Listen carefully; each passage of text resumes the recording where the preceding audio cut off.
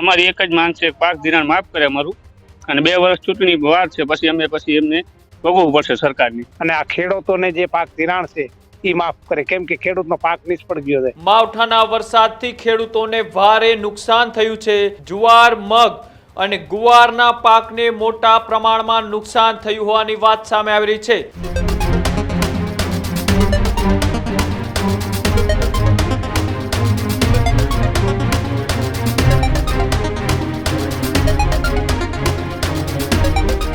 સમાચારોમાં આગળ વાત કરીએ કચ્છની, કે જ્યાં પૂરા સૌરાષ્ટ્રથી લઈ અને દક્ષિણ ગુજરાત સુધી કમોસમી વરસાદે કહેર વરસાવ્યો છે. ત્યારે કચ્છના ભચાઉ તાલુકાના લલિયાણા ગામમાં માવઠાનો પણ કહેર જોવા મળ્યો. ન્યૂઝરૂમની ટીમ પહોંચી ગ્રાઉન્ડ ઝીરો પર. માવઠાના વરસાદથી ખેડૂતોને ભારે નુકસાન થયું છે. હાલ કાપણીની સિઝનમાં પણ વ્યાપક પ્રમાણમાં નુકસાન જોવા મળી રહ્યું છે. જુવાર, મગ અને ગુવારના પાકને મોટા પ્રમાણમાં નુકસાન થયું હોવાની વાત સામે આવી રહી છે. પાક આડા પડી જતા કાપણી બની મુશ્કેલ. અગાઉ કાપેલા પાકો કાળા પડી જતા વેચાણ કરવું પણ ખેડૂતો માટે બન્યું મુશ્કેલ. ખેડૂતોને લાખો રૂપિયાનું નુકસાન, અને સાથે જે રીતના એ પૂરા ગુજરાતની અંદર કમોસમી વરસાદે કહેર વરસાવ્યો છે, તેમાં અલગ અલગ પાકોને મોટા પ્રમાણમાં નુકસાન થયું છે. ત્યારે એ કચ્છ પણ આમાંથી બાકાત નથી. કચ્છની અંદર પણ એ કમોસમી વરસાદે કહેર વરસાવ્યો. ઊભા પાકને મોટા પ્રમાણમાં નુકસાન થયું, તો બાજરી, જુવાર, મગ અને ગુવાર જેવા પાકના વાવેતરને પણ મોટા પ્રમાણની અંદર નુકસાન થયું હોવાની વાત સામે આવી રહી છે. એક બાજુ એ લગ્નની સિઝન નજીક છે, બીજી બાજુ ખેતરની અંદર પડેલા પાકને એ ખેડૂત અત્યારે વેચવાની તૈયારીમાં હતો, અને કમોસમી વરસાદ પડતા એ પાક બળી ગયો, તો અમુક પાક એ ખરાબ થઈ જતા એ ખેડૂતો અત્યારે ચિંતામાં જોવા મળી રહ્યા છે. ત્યારે એ ન્યૂઝરૂમની ટીમ ગ્રાઉન્ડ ઝીરો પર પહોંચી હતી, અને જે ખેડૂતો સાથે વાતચીત કરી, અને ખેડૂતોએ પોતાની વેદના અને પોતાની વ્યથા કહેતા શું કહ્યું, આવો તે પણ જોઈએ. અમારા ખેતરમાં 18 એકર બળી ગયું છે. તુવેરના પાક સંપૂર્ણ નિષ્ફળ ગયો છે. સરકાર પાક ધિરાણ માફ કરી રજૂઆત છે સરકાર પાસે. અને હજી તુવેરના પાક પણ નુકસાન થયું છે ગઈકાલે માવઠાના કારણે.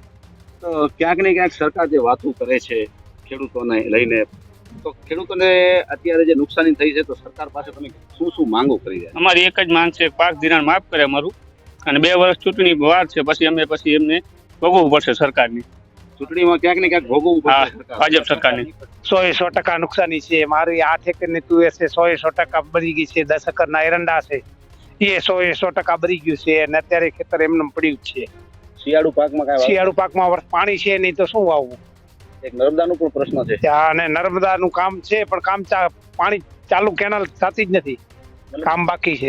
રિપેરિંગ કામ 15 વર્ષ જેવો કાંઈ થતો છે નહીં. શું માંગ તમારી સરકાર પાસે? અમારી કેનાલ તાત્કાલિક ચાલુ કરે, અને આ ખેડૂતોને જે પાક ધિરાણ છે એ માફ કરે, કેમ કે ખેડૂતનો પાક નિષ્ફળ ગયો છે.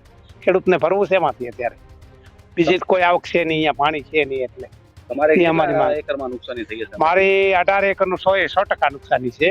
બીજી છે પણ ઓછી છે.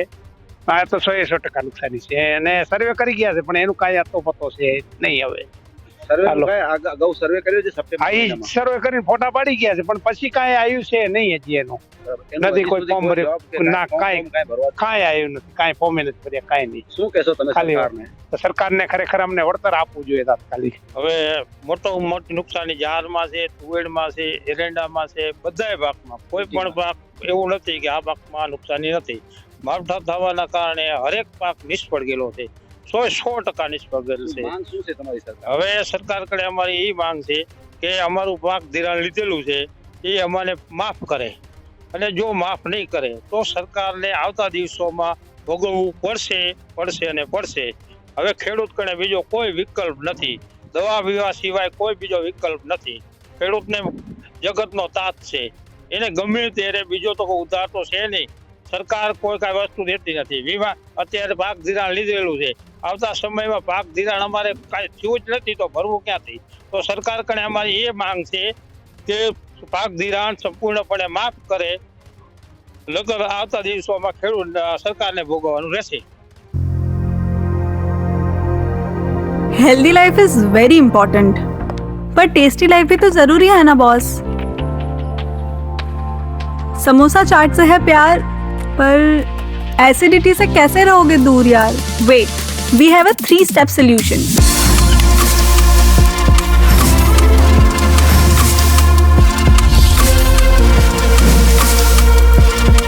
विट्रिशियन ओरल स्ट्रिप, क्योंकि टेस्टी लाइफ भी तो जरूरी है ना बॉस.